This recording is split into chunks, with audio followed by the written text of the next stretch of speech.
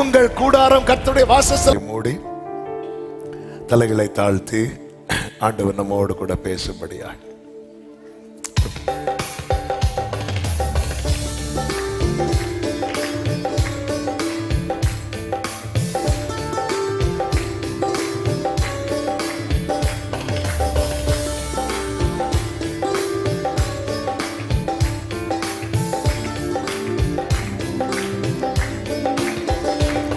ராஜாதிராஜன் மகிமையோடே வானமேகத்தில் எழும் நல்லாராய். ராஜாதிராஜன் வானமேகத்தில் கிளேசம் தீர்ந்துதாம் நித்தியம் வசிப்பாம். வாசம் ஒரு ஓய பிரியந்தாம் தீர்த்துதாம் நித்தியம். வாசம் ஒரு ஓய பிரியந்தாம் வாசம் ஒரு ராஜாதிராஜன் வானமேகத்தில் ராஜாதிராஜன் வானமேகத்தில் ನಿನ್ನ ಕಷ್ಟದ ಪರಿಗಾಸಗಳು ದೂಷಿಗಳೆಲ್ಲ ತೀರಾ ಕಾಲಮಾಯ್. ದೂಷಿಗಳೆಲ್ಲ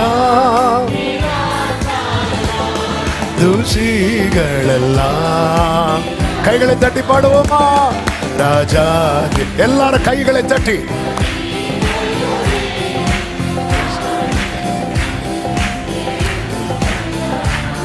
ராஜாதிராஜன் வானமேகத்தில் பிராண பிரியத்தே பொன்னு முகத்தே தேஜசோடுதான் காண்மான் காலமா.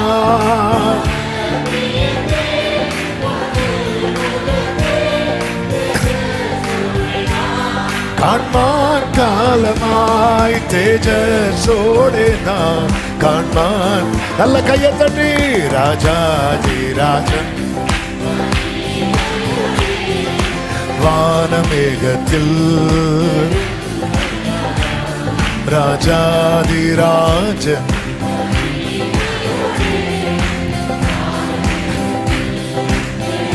காகளதோனி காகளதோனி கேட்கும் மாத்திரையில் மறுரூபமாய். காகளதோனி மறுரூபமாய் பரந்திடராய் மறுரூபமாய். ராஜாதிராஜன் வானமேகத்தில் எழும் நல்லாரா. ராஜாதிராஜன் வானமேகத்தில் ஆமென். ராஜாதிராஜன் மகிமையோடு ஆமென். ராஜாதிராஜன் வானமேகத்தில் தாழ்த்துகிறோம். தொடர்ந்து எங்க கூட பேசுங்கப்பா. மீட்பர் நாமத்தில் பிதாவே ஆமென் ஆமென் ஹல்லேலூயா. சகரியா தீர்க்கதரிசன புஸ்தகம் 1வது அதிகாரம் அதனுடைய 14வது வசனத்தை வாசிக்க கேட்கலாம். சகரியா 1:14. அப்பொழுது என்னோட பேசின தூதன் என்னை நோக்கி, சேனைகளின் கர்த்தர் உரைக்கிறது என்னவென்றால், நான் எருசலேமுக்காகவும் சீயோனுக்காகவும் மகா வைராக்கியம் கொண்டிருக்கிறேன். மகா வைராக்கியம் கொண்டிருக்கிறேன். கரங்களை உயர்த்தி ஒரு விசை கூட ஹல்லேலூயா. நான் எருசலேமுக்காகவும் சீயோனுக்காகவும் மகா வைராக்கியம் கொண்டிருக்கிறேன். கர்த்தர் இந்த வார்த்தையை தந்து இந்த மாதத்தின் முதல் நாள் துவங்கி கர்த்தர் நம்மோடு கூட பேசி வருகிறார். பூமி எல்லாம் சுற்றி பார்க்கும்போது எல்லாம் நல்லா தான் இருக்கிறாங்க, எல்லாம் அமைதியா இருக்கிறது. ஆனால் அவருடைய ஜனமோ சிறுமைப்பட்டும் நெருக்கப்பட்டும் இருக்கிறது. அதற்கென்று நியமிக்கப்பட்ட தூதன் கர்த்தரை பார்த்து கதறி கேட்கிறான், எந்த மட்டும் இறங்காதிருப்பீர் என்று சொல்லும்போது அவனுக்கு நல்வார்த்தைகளும் ஆறுதலான வார்த்தைகளும் துணிக்கப்பட்டது. அதன் பிறகுதான் கர்த்தர் சொல்லுகிறார், நான் எருசலேமுக்காகவும் சீயோனுக்காகவும் மகா வைராக்கியம் கொண்டிருக்கிறேன்.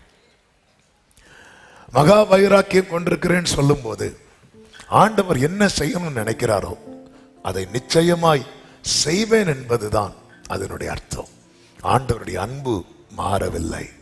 எருசலேம் மேல நான் வைத்திருக்கிற அன்பு அது இன்னும் ஸ்ட்ராங்கா தான் இருக்குது. நான் கொஞ்சம் ஒப்பு கொடுத்ததும் நான் கோபப்பட்டதும் எனக்கு அதன் மேல இருக்கிற அன்பு குறைந்து விட்டது என்று நீ எண்ணாதே. இதுதான் கர்த்தர் சபையோடு பேச விரும்புகிறார். ஏன் தேவனுக்கு கோபம் உண்டாகிறது? தேவன் தமது வாசஸ்தலமா இருக்கும்படி நம்மை தெரிந்தெடுத்திருக்கிறார். முதல் வாரம் துவங்கி அதை தான் நாம் கேட்டு வருகிறோம்.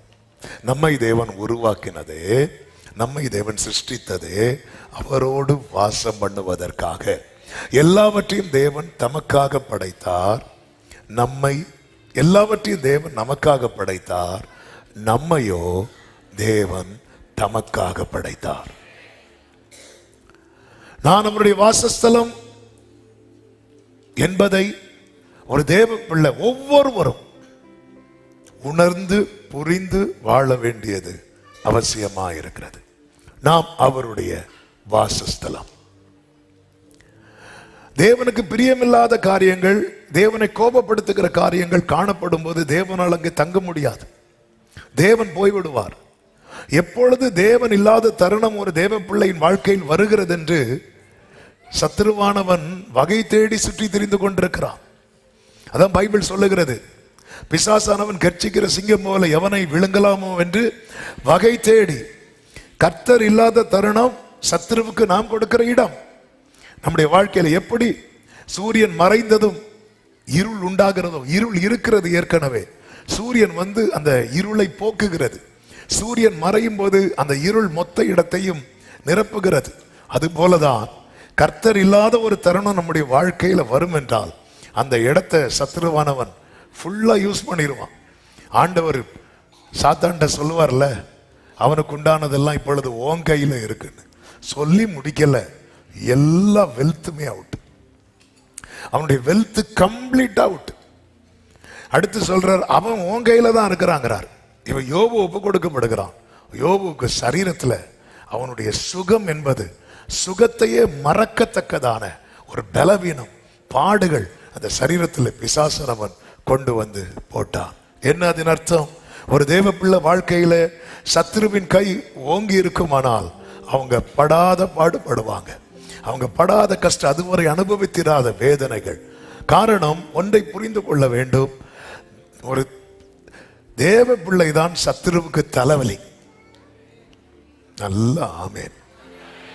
நான் இந்த சத்தம் போடும்போது நீங்களும் அப்படி எழும்பி நின்று சேர்லாம் தூக்கி அப்படியெல்லாம் பண்ணுவீங்க நினைச்சேன். ஆமேன், ஹல்லேலூயா. நீங்க இருக்கிறத பார்த்தா நாங்களே பெரிய தலைவலியில இருக்கோம். இப்போ எங்க வேற. ஆமேன். சிலர் நினைக்கிறீங்க, அதான் புருஷன் என்ன பார்த்து நீ தான் தலைவலின்னு சொல்லிட்டு இருக்கிறாரோ, அப்படி கூட நீங்க நினைக்கலாம். ஆனா ஒன்றை புரிந்து கொள்ளுங்கள், கொஞ்சம் ஷார்ப்பா வைங்க. ஒரு தேவ பிள்ளை தான் சத்துருவுக்கு தலைவலி. அதனால அவங்கள டார்ச்சர் பண்ணிட்டே இருப்பான் பிசாசானவன்.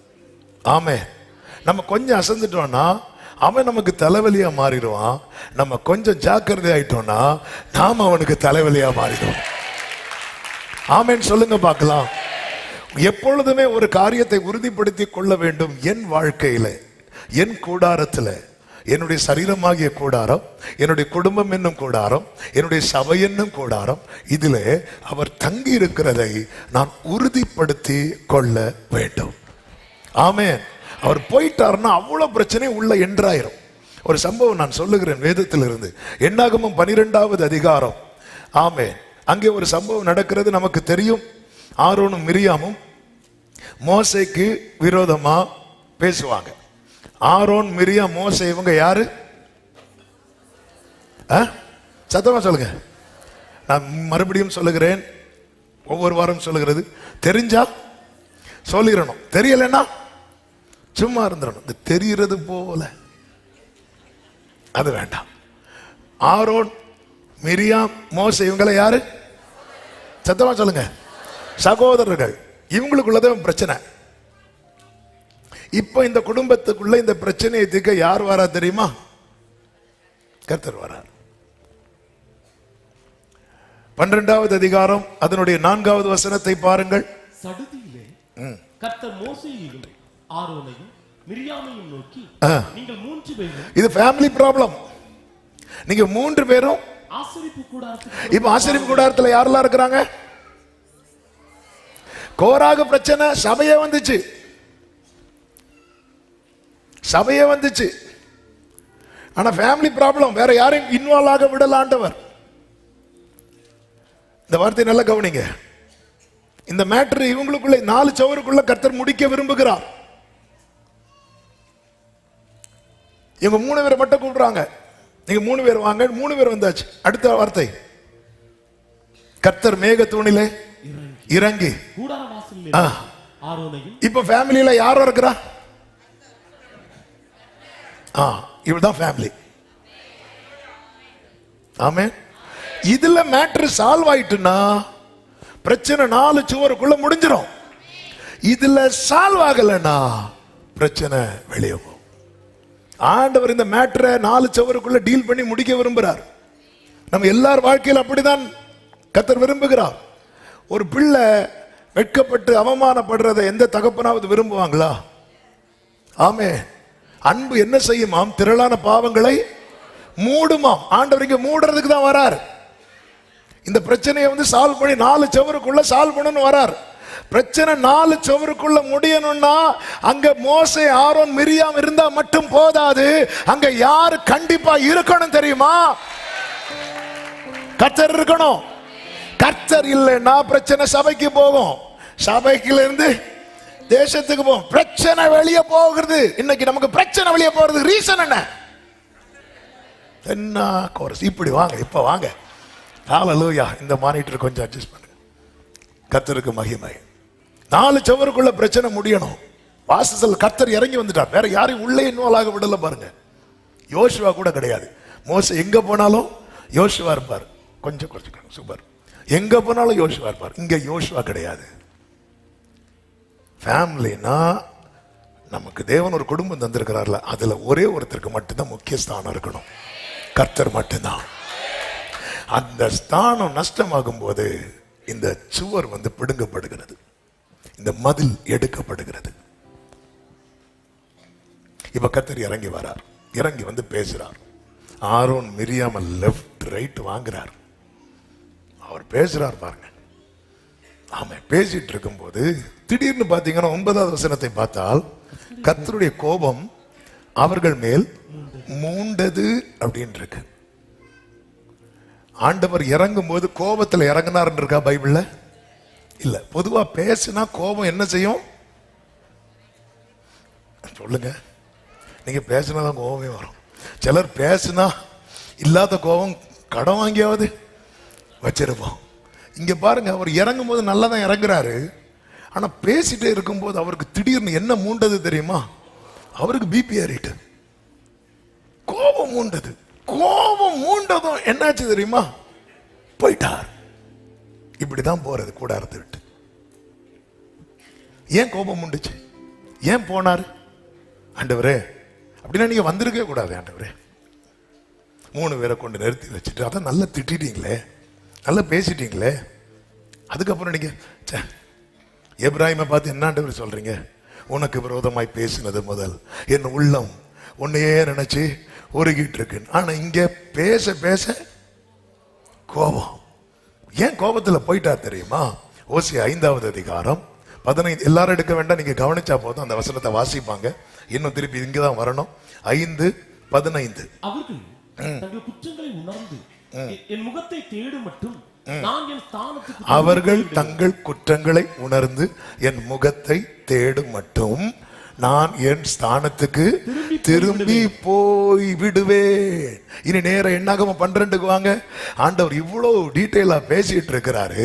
இந்த ஆரோனாவது மிரியாமாவது சாரி ஆண்டவரே ஏதாவது சொன்னாங்களா? இல்ல. அவர் பேச நீங்க பேசுங்க, நாங்க கேட்காத பிரசங்கமா? அப்புறம் நீங்க பேசுங்க. அவர் பேசிட்டே இருக்கிறாரு. ஐயோ ஆண்டவரே, சாரி ஆண்டவரே. யோபு பாத்தீங்களா? கர்த்தர் பேச ஆரம்பிச்சதும் ஐயோ ஆண்டவரே, நான் தெரியாம பேசிட்டேன், நான் என் வாயை பொத்திரேன்ப்பா யோபு சொன்னார்ல. ஆமென். இவங்க சொன்னாங்களா? இல்ல. ஆமென். பேச நின்னுட்டு ஆண்டவர் பேச கோபம் வந்துட்டே இருக்கு. ஆண்டவரே சாரி ஆண்டவரே. அந்த இடத்துல இவங்க சாரி ஆண்டவரே, போட்ட ஆண்டவரே, மன்னிச்சிருங்க ஆண்டவரே. இப்படி ஆரோனாவது மிரியாமாவது ஒரு ஸ்டெப் எடுத்து வச்சிருந்தா சீன் வேற, பிரச்சனை 4 சுவரோட முடிஞ்சிருக்கும். ஆனா அவர் என்ன பேசினாலும் அப்படின்னா பாருங்க, ஆண்டவர் கோபம் வந்ததும் போயிட்டார். அவர் போனதும் வாத உள்ள வந்துட்டு. மிரியாமுக்கு என்ன பிடித்தது? குஷ்டரோகம் பிடித்தது. மிரியாமுக்கு குஷ்டரோகம் பிடித்ததும் பிரச்சனை வெளியே தெரிய ஆரம்பிக்குது, சபைக்கு தெரிய ஆரம்பிக்குது, மொத்த ஜனங்களுக்கு தெரிய ஆரம்பிக்குது. மிரியாம் பாளையத்துக்கு புறம்ப. ஏன் டிராவல் பண்ணல? மிரியாம் பாளையத்துக்கு புறம்ப. மிரியாமுக்கு என்னாச்சு? குஷ்டரோகம் பிடிச்சது. ஏன் இப்படி வந்துச்சு? பிரச்சனை எல்லாம் 4 சுவருக்குள்ள முடிய வேண்டிய பிரச்சனை 4 சுவரை தாண்டி வெளியே பாட்டா ஓடுது. ஆமென். ஏன் தெரியுமா? கர்த்தர் போயிட்டார். ஆண்டவர் இந்த 3 பேரோட டீல் பண்ணி முடிக்க தான் விரும்பினார். இந்த பிரச்சனை இதோட சால்வ் பண்ணணும். ஆண்டவர் இறங்கி வந்திருக்கிறார். அப்படிதான் இருக்கு. மேகத்தூணில் ஆண்டவருக்கு ஏன் கோபம் தெரியுமா? நான் இவ்வளவு இறங்கி வருகிறேன். இந்த பிரச்சனையை உங்க 3 பேரோட பேசி முடிச்சா இந்த மேட்டரே வெளியே வந்திருக்காது. இன்னைக்கு நமக்கு பிரசங்கத்துல இந்த டாபிக்கே இருந்திருக்காது. இன்னைக்கு நிறைய பேருடைய மெசேஜ் டாபிக்கே நம்ம தானே. 4 சுவருக்குள்ள முடிய வேண்டிய பிரச்சனை வெளியே சுவிசேஷத்தை விட வேகமாய் பரவ காரணம் என்ன? கர்த்தர் போய்விட்டார். கர்த்தர் போனதும் உள்ள வாதை வருது பாருங்க. வாதை வந்ததும் ஆரோன் கத்துறான் மோசே கிட்ட, என் ஆண்டவனே, நாங்கள் புத்தீனமாய் செய்த இந்த பாவத்தை எங்கள் மேல் சுமத்தாதர். இதை யார்கிட்ட சொல்லி இருக்கணும் தெரியுமா? கர்த்தர் இருக்கும்போது அவர்கிட்ட சொல்லி இருக்கணும், நாங்க புத்தீனமா செய்த இந்த பாவத்தை எங்கள் மேல் சுமத்தாதரும். இந்த வார்த்தையை தியானிக்கும் போது ஆவியானவர் சிந்தையில வைத்த ஒரு வார்த்தையை சொல்கிறேன். வார்த்தையில உணரலன்னா வாதையில உணர வைப்பார். வார்த்தையில உணர்ந்தால் 4 சுவரோட முடியும். வாதையில நான் உணர்வோம்னா அது 4000 பேருக்கு தெரிய வரும். வார்த்தையில ஒருத்தங்க உணர்ந்துட்டாங்கன்னா அவங்க எதுக்கு விலக்கப்படுவாங்க தெரியுமா? வாதைக்கு விலக்கப்படுவாங்க. வார்த்தையை கொடுக்கிறார், உணரல. வார்த்தையை சொல்லும் போதே இந்த மோசே கிட்ட சொன்ன இதே வார்த்தையை ஆரோனாவது மிரியாமாவது ஆமென் ஆண்டவர்கிட்ட சொல்லியிருந்தா. அதுவும் பாருங்க, இங்க மிரியாம் கூட சொல்லல, ஆரோன் தான் கத்துறார். மிரியாம் அதுக்கப்புறம் அப்படிலாம் இருந்திருப்பாங்க. உணர்வு இல்ல. ஆண்டவர் கோபம் வருது, நான் இவ்வளவு பேசிட்டு இருக்கிறேன். அதனாலதான் ஆண்டவர் சொன்ன 40 வருஷம் பார்க்கிறார்.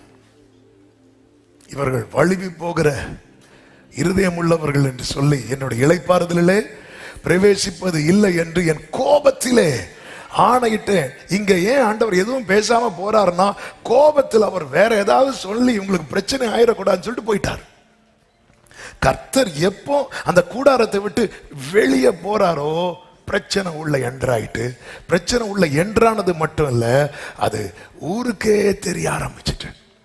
இவ யாருமே போகல. எல்லாரும் வீட்டுல என்ன பேசிட்டு இருப்பாங்க தெரியுமா?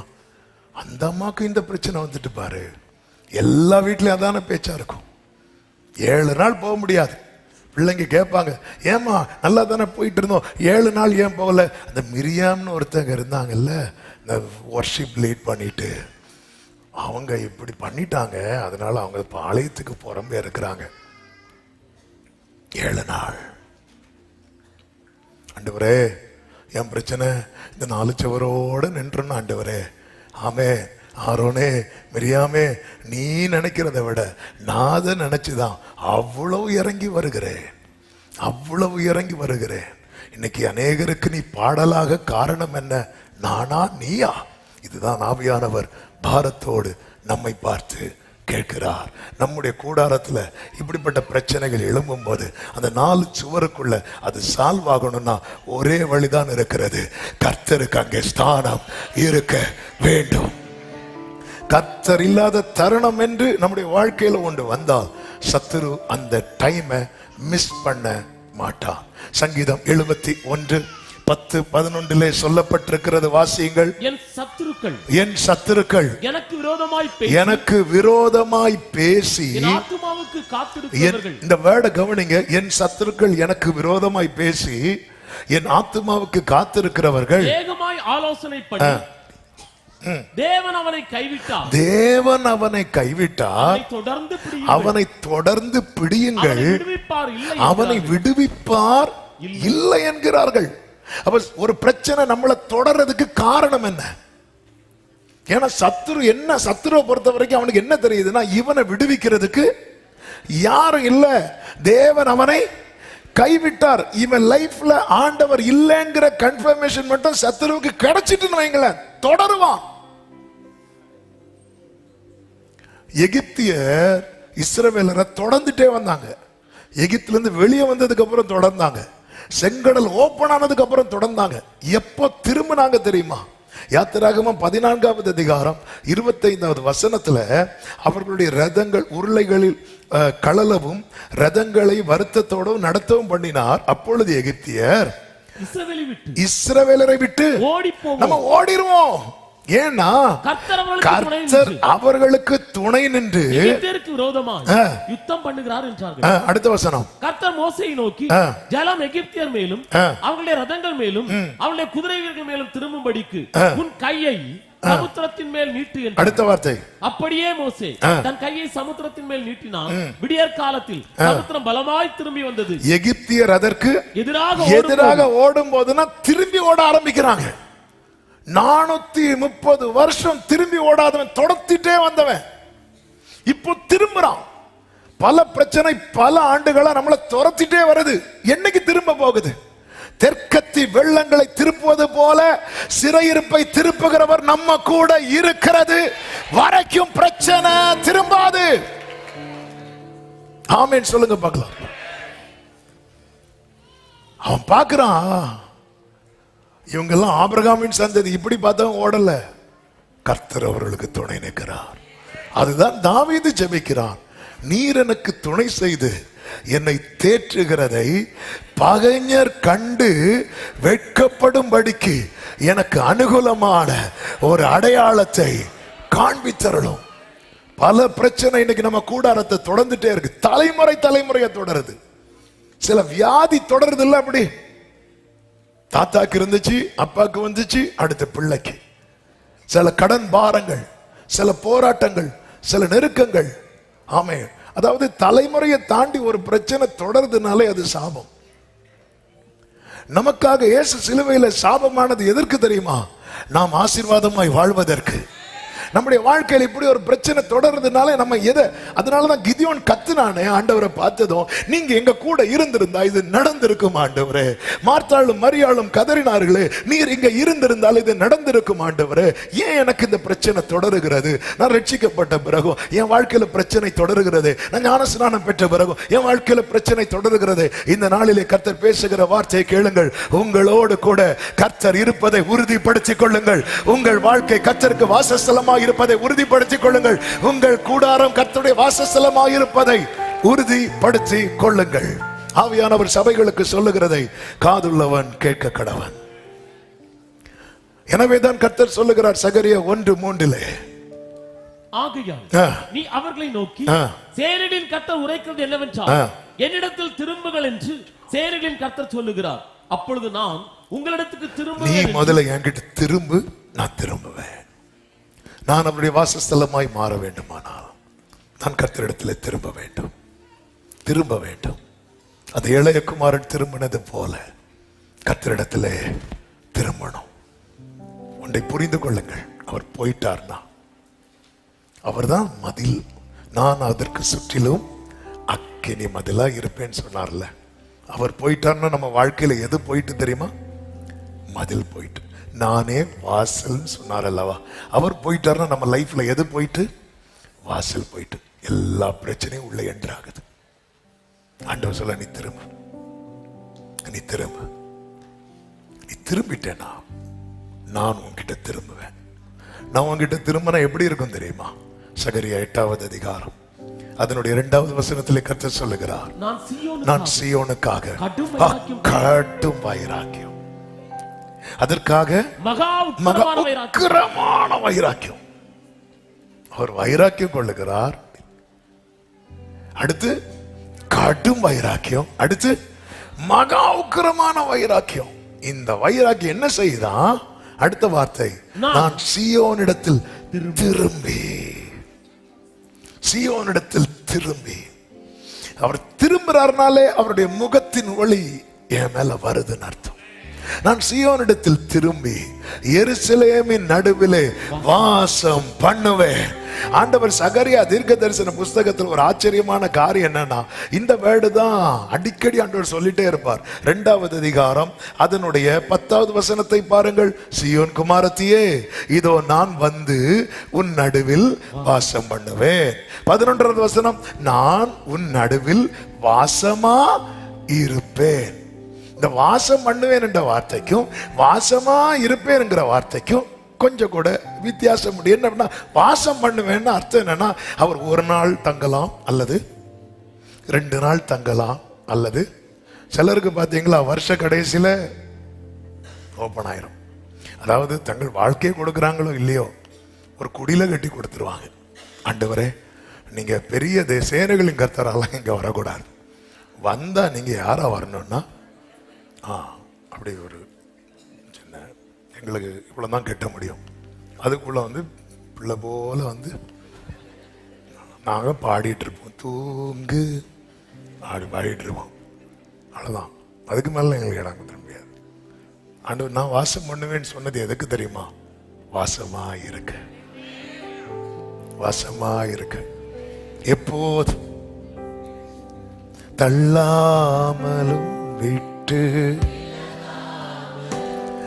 அவமானத்தில் இருந்து என்னை காப்பாற்றினீர். தள்ளாமலும் விட்டு அவமானத்தில் இருந்து என்னை, கைகளை உயர்த்தி சொல்லுவோம், அணைத்து கொண்டீர் என்னை. ஆமென். ரெட்டை களைந்து அணைத்து கொண்டவரே,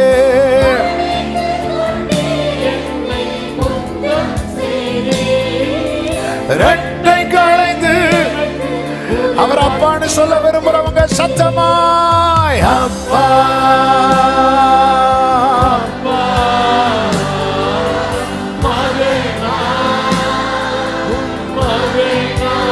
ஆமென் அப்பா.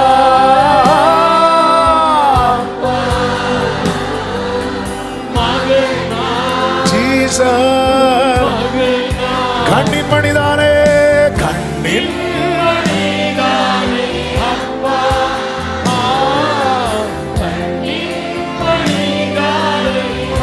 ஆமென். நான் வாசம் பண்ணுவேன், நான் வாசமாயிருப்பேன்.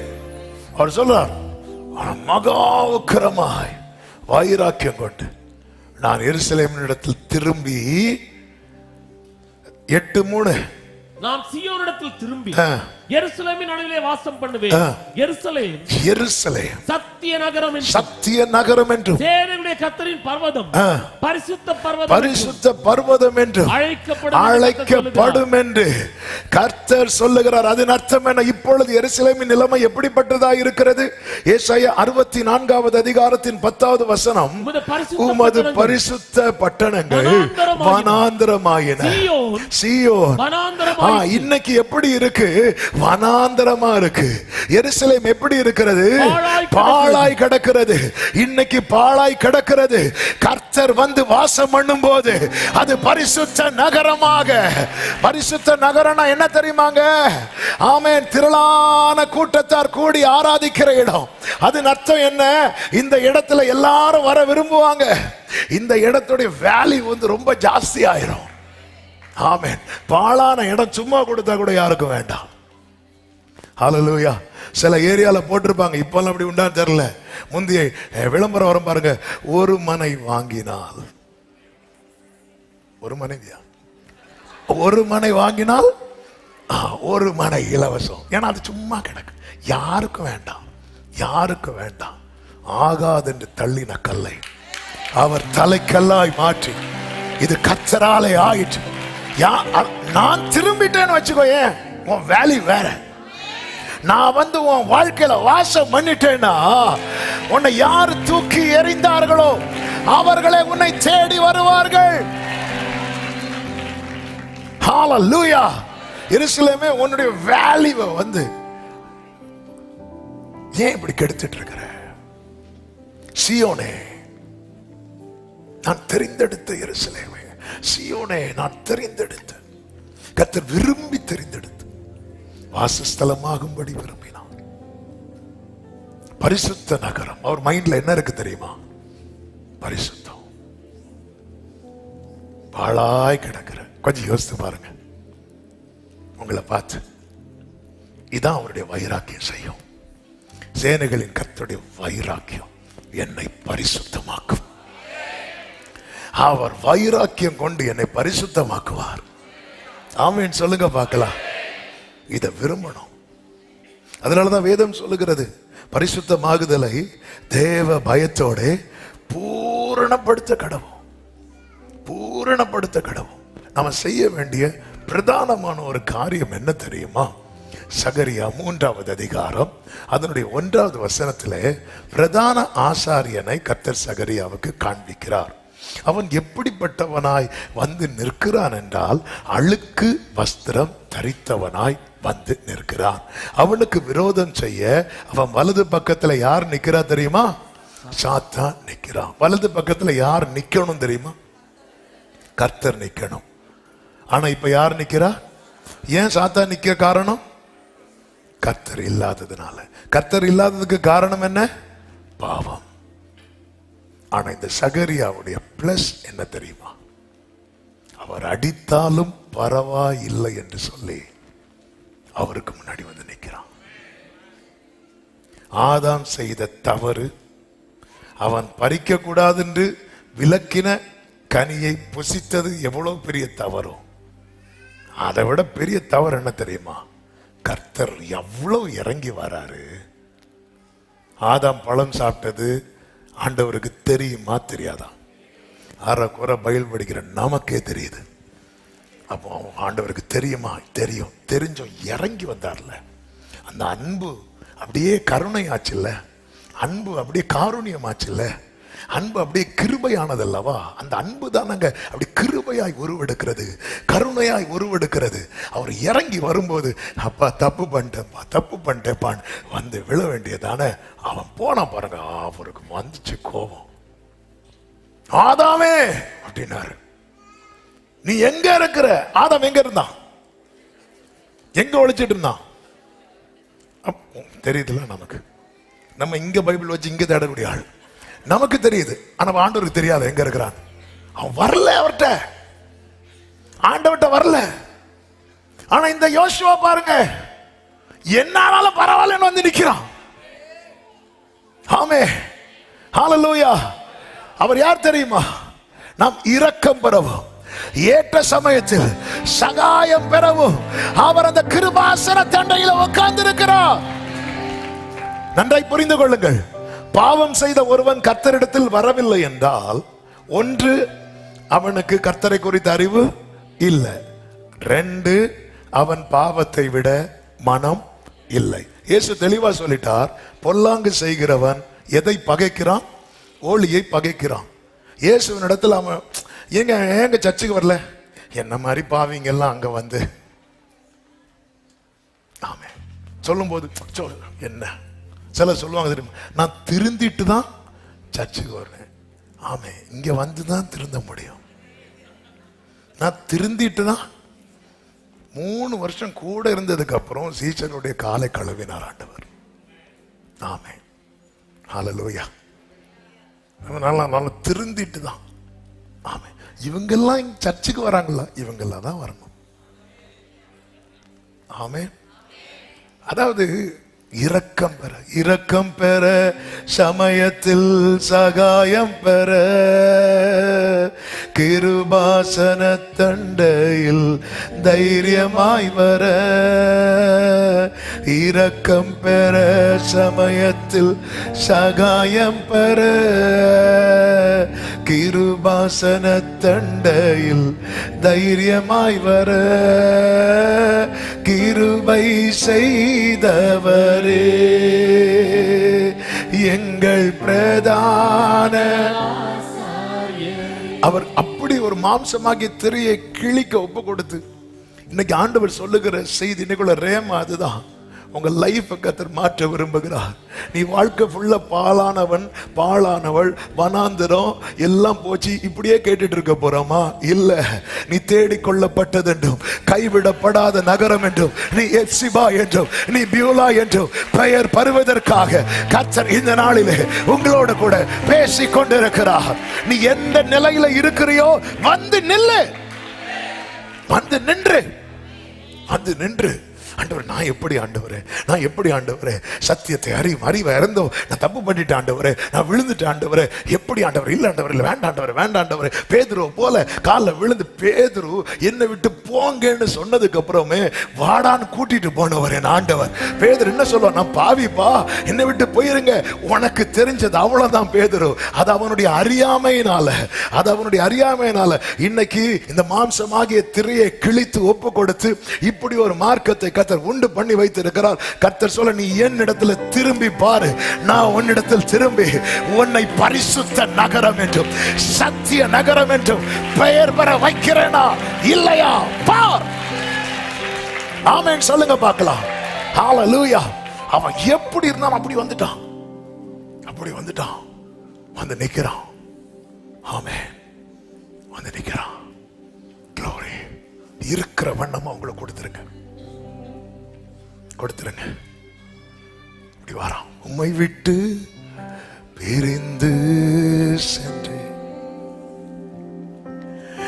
அடைக்கலம் நான் தேடினேன், அதில் என்னை நான் தொலைத்தேன். என்னையே மறந்து போனேன். உம் கிருபையின் நதியில் புது வழியை நீ திறந்து, உம் கிருபையின் நதியில் நான் மூழ்கினேன். புது வழியை கைகளை உயர்த்தி ஒரே சத்தமாய் சொல்லுவோம். அப்பா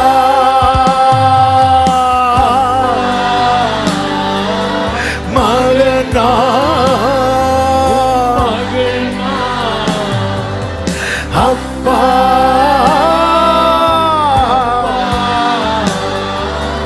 மகள் கண்ணி மணிதானே.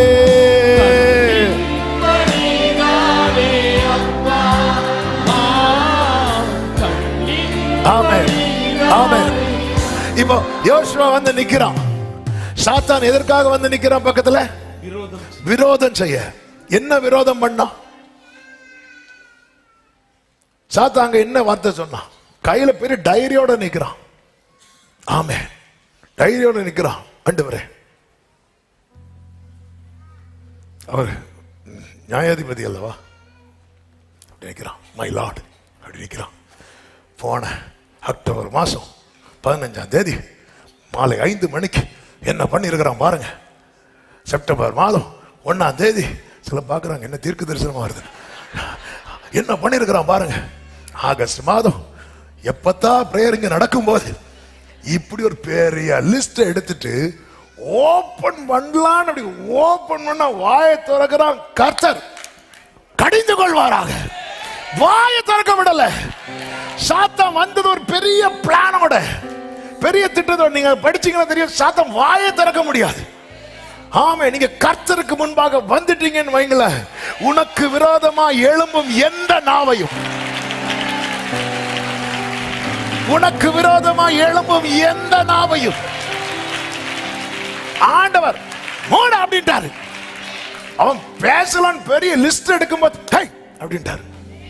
சொல்லிட்டு, ஆமே, நீங்க யார் தெரியுமா? அக்கினியன் என்று. ஆண்டவருக்கு யாரை பார்க்க ரொம்ப பிடிக்கும் தெரியுமா? அந்த பாதாள வல்லமையிலிருந்து ஒருத்தன் எஸ்கேப் ஆறான் தெரியுமா? அவங்கள பார்க்கறது அவருக்கு அவ்வளவு பிடிக்கும், அவ்வளவு பிடிக்கும். இவன் நான் அக்கினி நின்று தப்புவிக்கப்பட்டவன் நிச்சயம் உள்ளவர்கள் மற்றும் ஆரவாரத்தோடு செலரே அப்பா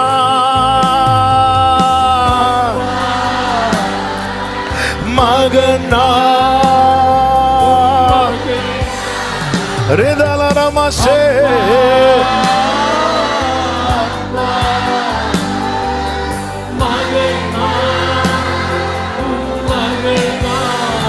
ஆமே, கண்ணின் மணிதானே அப்பா கண்ணின். ஆமே, ஆமே, ஆமே. பாவம் செஞ்ச ஒருத்தன் ஆண்டவர்கிட்ட வாரானா அவன் உண்மையில எதுக்கு வரான் தெரியுமா? பாவத்திலிருந்து விடுபட. பாவம் செஞ்ச ஒருத்தன் ஆண்டவர்கிட்ட வரலன்னா அவன் ஏன் வரலன்னா அந்த பாவத்தை விட விரும்பாததுனால. இதான் ஆண்டவரே சொல்லியிருக்கிறார், பொல்லாங்கு செய்கிறவன் ஒளியை பகைக்கிறான், அவன் கிரியைகள் கண்டிக்கப்படாதபடிக்கு அவன் ஒளியினிடத்திற்கு வராதிருக்கிறான். இன்னைக்கு ஒருத்தங்க வாராங்கன்னா, ஆண்டவரே வாராங்கன்னா, எஸ் அவன் விரும்புறான். பவுல் சொல்றாருல, நிர்பந்தமான மனுஷன் சகைவு வந்து, ஆமே, இயேசு எப்படிப்பட்டவருன்னு பார்க்க போனால அப்பவே டிசைட் பண்ணிட்டான், அவர் மட்டும் என்னை பார்த்து என்கிட்ட இதை விடுறான்னா நான் விட்டுருவேன். ஆமே, அப்பவே டிசைட் போய் ஆண்டவர் விடுன்னு சொல்லவே இல்லை. அப்ப அவனே மனசுக்குள்ள தீர்மானம் எடுக்கிறான் பாருங்க. அவர் வந்து பக்கத்துல நின்னதும் ஒரு தைரியம் வந்துட்டு, அவர் வந்து பக்கத்துல நின்று எனக்கு எது செய்ய முடியலன்னு நினைக்கிறேனோ அவர் மட்டும் என் பக்கத்துல நின்னுட்டார்னா, உம்மாலே நான் ஒரு சேனைக்குள் பாய்வேன், உம்மாலே நான் மதிலை. ஆண்டவர் இத்தனை வருஷமா அநியாயமா சம்பாதிச்சதை எனக்கு விட முடியல. ஆண்டவர் நான் நாளத்தனைய கொடுத்துறேன். ஆண்டவரே எப்படி எங்கிருந்து தைரியம் வந்துச்சு? அவர் பக்கத்துல இருக்கிறார். அவர் நாம் அவருடைய வாசஸ்தலமாய் மாறும்போது, ஹalleluya ஹalleluya ஆமென். எப்ராத்தா என்னப்பட்ட பெத்லகேமே, நீ யூதாவிலே ஆயிரங்களுக்குள்ளே சிறியதா இருந்தாலும் இஸ்ரவேலை ஆள போகிறவர் உன்னிடத்திலிருந்து வருவார். அந்த ஆளுகை தான் வெளிப்படும், ஆளுகை தான் வெளியே வரும். ஆமென் சொல்லுங்க பார்க்கலாம். கர்த்தர் என்ன செய்கிறார் தெரியுமா? சாத்தானை கடிந்து கொள்கிறார். அவர் போட்ட சத்தத்துல சாத்தானை காணவே இல்லை. ஆமென். அவன் அக்கினின்று தப்பி வைக்கப்பட்டவன் அல்லவா? அது அர்த்தம் அவன் அழுக்கோட தான் இருப்பான்னு அர்த்தம் இல்ல. அவனை கடிந்து கொண்டு இப்ப அவன் அழுக்கு வஸ்திரத்தை மாத்திரான். சுத்தமான வஸ்திரம், ரட்சிப்பின் வஸ்திரம், நீதியின் சால்வை, தலையில பாகை, சுத்தமான பாகை, ஒரு நல்ல நினைவுகள், பழையன எல்லாம் ஒளிந்தன. மேல இருந்து கீழே வர அவனை கம்ப்ளீட்டா தூய்மையாக்கி ஒரு புது சிருஷ்டியாய் நிறுத்துகிறான். ஆமென். இது அல்லவா? ஆமென். அப்படி நிறுத்திட்டு அடுத்து சொல்றாரு பாருங்க, 3வது அதிகாரம் 7வது வசனம். சேனைகளின் கர்த்தர் உரைக்கிறது என்னவென்றால், நீ என் வழிகளில் நடந்து என் காவலை காத்தால், நீ என் காவலை. அதன் அர்த்தம் என்ன அப்படின்னா, இங்க பாரு, நான் உன்னை சூப்பரா நிறுத்தி வச்சுட்டேன், இனி இது என்ன ஆயிடக்கூடாது, அழுக்காயிடக்கூடாது. ஆண்டவரே இது சாத்தியமாகுமா? சாத்தியமாகிறதுக்கு தான் 5 கடைசியில் சொல்லப்பட்டிருக்கிறது, கர்த்தருடைய தூதன் அங்கே நின்றார். அவர் தான் நிற்கிறார். அவர் நம் பக்கத்துல நிக்கிறது எதற்காக? தாவீது கிட்ட கேட்ட என்ன சொல்லுவார் தெரியுமா? நான் அசைக்கப்படாதபடிக்கு அவர் என் வலது பாரிசத்தில் இருக்கிறார். நீ காவலை காக்கணும். எப்படி காக்கணும்? சங்கீதம் 119 சொல்லப்பட்டிருக்கிறது. ஆமே, 119 அதனுடைய ஆமே 9வது வசனம். உமது வசனத்தின்படி தன்னை காத்து கொள்ளுகிறதுனால இந்த வசனத்தை வேலியாக்கிறணும். 2 தீமோத்தேயு 1:14 சொல்லப்பட்டிருக்கிறது. உன்னிடத்தில் ஒப்புவிக்கப்பட்ட அந்த நற்பொருளை நமக்குள்ளே வாசம் பண்ணுகிற பரிசுத்த ஆவியினாலே காத்துக்கொள். காத்துக்கொள், காக்கணும். ஆமே, நம்ம சும்மா வந்து நிக்கல. நம்மை குறித்த எதிரடையான பெரிய கையெழுத்து வச்சிருந்தான், பெரிய பாண்டை வச்சிருந்தான். அந்த பாண்டை தான் ஆண்டவர் இல்லாமக்கிட்டார். அவன் என்னெல்லாம் எழுதி வச்சானோ அத்தனையும் அவருடைய ரத்தத்தை வச்சு தொடச்சிட்டார். அல்லேலூயா.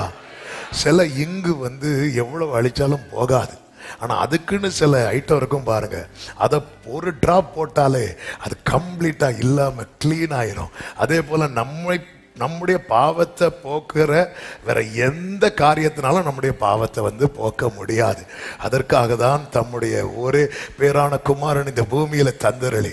வேதம் சொல்லுகிறது, நமக்கு எதிரடையான கையெழுத்தை சிலுவையிலே ஆணி அடித்து அப்படின்ட்டு இருக்கு. அந்த கையில ஆணி அடிக்க அடிக்க அடிக்க எனக்கு விரோதமான எதிரடை மொத்தம் இங்க எனக்கு அகைன்ஸ்டா ஒரு பாண்டை ரெடி பண்ணி பரலோக கோர்ட்ல போய் ஓபன் பண்ணி பார்த்தா ஒண்ணுமே இல்லை. ஆமே, எப்படி இருக்கும்? அவன் சத்துருக்களுக்கு வெட்கத்தை கொடுத்தவன். ஆண்டவர் இன்னைக்கு சொல்றது இதுதான், நீ என்ன நிலையில் இருக்கிற என்கிட்ட வந்துரு, உன்னை நான் தூய்மையாக்குறேன். ஆனா அதன் பிறகு காவலை காத்துக்கொள். நான் எதற்காக உன்னை சுத்திகரித்திருக்கிறேன் தெரியுமா? சர்ச்சில் மெம்பர் ஆகிறதற்கல்ல, நீ என்னுடைய வாசஸ்தலமாகும்படிக்கு. கர்த்தர் அவன் அருகே நிற்கிறார். நீ மட்டும் காவலை காத்தால் நீ என் ஆலயத்தில் நியாயம் விசாரிப்பாய், என் பிராகாரங்களின் காவல் காப்பாய். இங்கே நிற்கிறவர்களுக்குள்ளே உலாவுகிறதற்கு இடம் நான் உனக்கு கட்டளையிடுவேன். கைகளை உயர்த்தி ஆமேன் சொல்லுங்க பார்க்கலாம். ஆண்டவருடைய விருப்பமே நாம் அவருடைய வாசஸ்தலமாய் காணப்பட வேண்டும். எபேசியர் 2வது அதிகாரம் அதனுடைய 19 முதல் நீங்கள் வாசிக்கும் போது, ஆகையால் நீங்கள் இனி பரிசுத்தவான்களோட, எல்லாரும் சொல்லுங்க பரிசுத்தவான்களோட சொல்லுங்க பார்க்கலாம், சத்தமா சொல்லுங்க பார்க்கலாம். ஏன்னா இந்த இந்த இந்த இந்த இந்த இந்த கான்செப்டே நம்ம மைண்டுக்குள்ள வர மாட்டேங்குது. பரிசுத்தவான்களோட நம்மளுடைய ரத்தத்தால் மீட்கப்பட்டிருக்கிறோம். அதனுடைய 12வது வசனத்தை வாசியுங்கள். அக்காலத்தில் கிறிஸ்துவை சேராதவர்கள், இதுதான் நம்முடைய ஒரிஜினாலிட்டி. நம்ம யாருன்னா நம்முடைய ஆரம்பம் என்னன்னா கிறிஸ்துவை சேராதவர்கள், காணியாட்சிக்கு புறம்பானவர்கள். நம்ம இப்ப பாடுறோமே கானான் பயணமோ தூரம், இது வந்து கிறிஸ்துவுக்குள் வந்ததுனால பாடிட்டு இருக்கிறோம். ஆமே, காணியாட்சிக்கு புறம்பானவர்கள், வாக்குத்தத்தத்துக்கு உடன்படிக்கைகளுக்கு அந்நியர், நம்பிக்கை இல்லை. இன்னைக்கு ஆபிரகாமுக்கு எடுத்த எழுதி, ஆபிரகாம் கஷ்டப்பட்டு கால் கடக்க நடந்து திரிஞ்சு வாங்கின வாக்குத்தத்தெல்லாம் நம்ம வீட்டுக்குள்ள இருந்து எழுதி எழுதி ஸ்டிக்கர் போட்டு ஒட்டி வச்சிருக்கிறோம். இன்னைக்கு இவ்வளவு சுதந்திரம் நமக்கு, இவ்வளவு அதை பார்க்கும் போதே ஆண்டவரே எனக்கு வாக்கு தந்திருக்கிறீர் அப்படின்னு சொல்லி நெஞ்சோடு சேர்த்து வைக்கிறோம். இதெல்லாம் நமக்கு தூரமானவைகளா இருந்துச்சு. நம்பிக்கை இல்லாதவர்கள், இவ்வுலகத்தில் தேவனற்றவர்கள் இருந்தோம். இதை நினைச்சுக்கோங்க. இப்படிப்பட்ட நம்மை அவருடைய இரத்தம் தூரமா இருந்த நம்மை சமீபமாய் கொண்டு வந்திருக்கிறது. சமீபமாய் கொண்டு வரப்பட்ட நாம் இனி அந்நியரும் பரதேசியருமாய் இராமல் பரிசுத்தவான்களோட ஒரே நகரத்தாரும் தேவனுடைய வீட்டாருமாயிருந்து அப்போஸ்தலர் தீர்க்கதரிசிகள் என்பவர்களுடைய அஸ்திபாரத்தின் மேல் கட்டப்பட்டவர்களுமாய் இருக்கிறீர்கள். அதற்கு இயேசு கிறிஸ்து தாமே மூலைக்கல்லாய் இருக்கிறார். ஒரு வீடு கட்டுறது முதல்ல என்ன செய்வாங்க? கரெக்டா சொன்ன, கல்லு போடக்கு முன்னாடி அங்க நிறைய குப்பைகள் இருக்கு, செடி கொடி மரங்கள் இருக்கிறது, சில பழைய பில்டிங் இருக்கு. என்ன பண்ணுவாங்க? அதை அவ்வளோத்தையும் இடிச்சு கிளீன் பண்ணுவாங்க. என்னெல்லாமோ வண்டி வரும் உள்ள. நம்முடைய வாழ்க்கையிலும் இப்படிதான் நிறைய சுத்திகரிப்பு நடந்திருக்கிறது. எல்லாம் கிளீன் பண்ணி முடிச்சதுக்கு அப்புறம் அப்படியே எல்லாரும் வாயிலையும் ஸ்தோத்திரம் இருக்கும். எதுக்கு தெரியும்? ஒரு கல்லு போடுறதுக்கு. அந்த ஒரு பிரதிஷ்டை, வீடு கட்டி பிரதிஷ்டை எவ்வளவு முக்கியமோ அதே போல முக்கியப்படுத்துகிற ஒரு காரியம் என்ன தெரியுமா? இந்த ஒரு கல் போடுறது. அதான் நம்முடைய ஆரம்பம். அந்த கல் யாரு தெரியுமா? கிறிஸ்து. ஆமை. நிறைய தேவையில்லாத எல்லாத்தையும் அவருடைய ரத்தம், அவர் சமூகத்தில் போய் அழுக்கு வஸ்திரத்தோடு நின்ற போது அவர் சுத்திகரித்து இப்போ ஒரு புதிய துவக்கம். அந்த துவக்கம் கிறிஸ்து. அவர்தான் ஆதியும். ஆமை. அவர் ஆதியானால் அவர் அந்தமும் ஆவார். அது நத்த என்ன? கிறிஸ்துவில் துவங்குற வாழ்க்கை மகிமையிலதா முடியும். ஆமேன் சொல்லுங்க பார்க்கலாம். ஆமேன். அடுத்த வசனம். அவர் மேல் மாளிகை முழுவதும் கிறிஸ்துவின் மேல் இசைவாய் இணைக்கப்பட்டு கர்த்தருக்குள் பரிசுத்த ஆலயமாக எழும்புகிறது. இந்த ஆலயத்தின் அமைப்பு தெரியும் அல்லவா? சாலமோன் கட்டின ஆலயம். அதற்கு முன்பதாக மோசே செய்த ஆசரிப்பு கூடாரம். அதற்கு கூடாரம் சாலமோன் கட்டினது பெரிய ஆலயம். ஆனா அந்த பிராகாரம், பரிசுத்த ஸ்தலம், மகா பரிசுத்த ஸ்தலம் எல்லாம் சேமா அப்படியே வச்சிருக்கிறாங்க. இந்த ஆலயம் எப்படி கட்டப்பட்டது, ஆசரிப்பு கூடாரம் எப்படி கட்டப்பட்டது என்று பார்த்தால், வாசிக்க வேண்டாம் நேரம் இல்லாததுனால, எபிரேயர் 8:5 சொல்லப்பட்டிருக்கிறது. மோசே கூடாரத்தை உண்டு பண்ண போகையில் மலையிலே உனக்கு காண்பிக்கப்பட்ட மாதிரியின்படியே நீ எல்லாவற்றையும் செய்ய எச்சரிக்கையாயிரு என்று சொல்லப்பட்டிருக்கிறது. அதன் அர்த்தம் என்ன? ஆசரிப்பு கூடாரத்தில் ஒரு நூலு கூட யாரு தான் பிளான் பண்ணணும் தெரியுமா? கர்த்தர். மோசே வெறுமைய மலைக்கு மேல போறார். கர்த்தர் பெரிய பிளானை போட்டு கையில கொடுத்து கீழே அனுப்பிட்டார். அதுல மோசையோட ஒரு ஐடியா கூட கிடையாது. ஒரு சின்ன ஐடியா கூட கிடையாது. இதுதான் நம்மை கர்த்தர் அவருடைய பரிசுத்த ஆலயமாய் கட்டி எழுப்புறார்னா அதுல நம்முடைய ஆசை விருப்பங்கள்லாம் ஒண்ணுமே இல்ல. ஆமென். மோசையோட ஒரு ஐடியா கிடையாது. அதுல இல்ல. ஒரு நூல் முதற்கொண்டு மோசே எப்படி கட்டலாம் நீ சொல்லு மோசே. ஆண்டவரே கிச்சன் இங்க, ஆண்டவர் பெட்ரூம் நான் இங்க வச்சேன், ஆனா வாஸ்து இப்படி இருக்கணும் தான், அதனால அது இப்படி. ஆமென். ஆசரிப்பு கூடாரம் கேட்டுறதுல மோசே எல்லாவற்றையும் செய்ய, எல்லாவற்றிலும் ஒருவன் தேவ சித்தத்துக்கு ஒப்பு கொடுக்கிறான் என்றால் அவன் கட்டி எழுப்பப்படுகிறான். சில பில்டிங் பார்த்திருக்கீங்களா? வேலை ஸ்டார்ட் ஆகி அப்படியே விட்டுருக்கும், அப்படியே இருக்கும். வேலை ஆரம்பித்து அப்படியே விட்ட பில்டிங்லாம் கொஞ்ச நாள்ல என்ன ஆயிரும்? அது கெட்டு போயிடும். நிறைய பில்டிங் அப்படி. ஏன்னா 2 பேருக்கும் பிரச்சனை வந்திருக்கும். ஓனர் ஒன்று சொல்லியிருப்பாரு, இன்ஜினியர் இன்னொன்னு சொல்லியிருப்பாரு, கொத்தனார் வேற ஒன்று கட்டியிருப்பாரு. ஆக மொத்தம் ஓனர் இவரை சத்தம் போட, இவர் அவரை சத்தம் போட, கேஸ் முடிஞ்சு 15 வருஷம் போச்சு. ஒரே விருப்பம். அதனாலதான் ஜீசஸ் ஜெபிக்க சொல்லி கொடுக்கிறார். உம்முடைய சித்தம் பரலோகத்தில் செய்யப்படுவது போல. அந்த இடத்துல நம்ம விருப்பத்தை வச்சோம். ஒரு நூல் மேட்டர் கூட, எந்த நூல், எந்த மரம். அவர் அந்த மரத்தை சொல்றார், ஆண்டவர் இந்த மரம் இப்ப கிடைக்காது, விலை ஜாஸ்தி, வேற மரத்தை. அதே போலதான் ஆலயம் கட்டும் போது தாவீது சாலமோனு கிட்ட சொல்லும் போது சொல்றாரு. 1 நாளாகமம் 28வது அதிகாரம் 11 முதல் பாருங்கள். தாவீது தன் குமாரனாகிய சாலமோனுக்கு மண்டபமும் அதன் அறைகளும் அதன் பொக்கிஷ சாலைகளும் அதன் மேல் வீடுகளும் அதன் உள்ளறைகளும் கிருபாசன ஸ்தானமும் இருக்க வேண்டிய மாதிரியையும், அடுத்த வார்த்தை, ஆவியினால் தனக்கு கட்டளையிட்டபடியெல்லாம் அவன் செய்ய வேண்டிய, ஆவியினால் தனக்கு கட்டளையிட்டபடியெல்லாம்.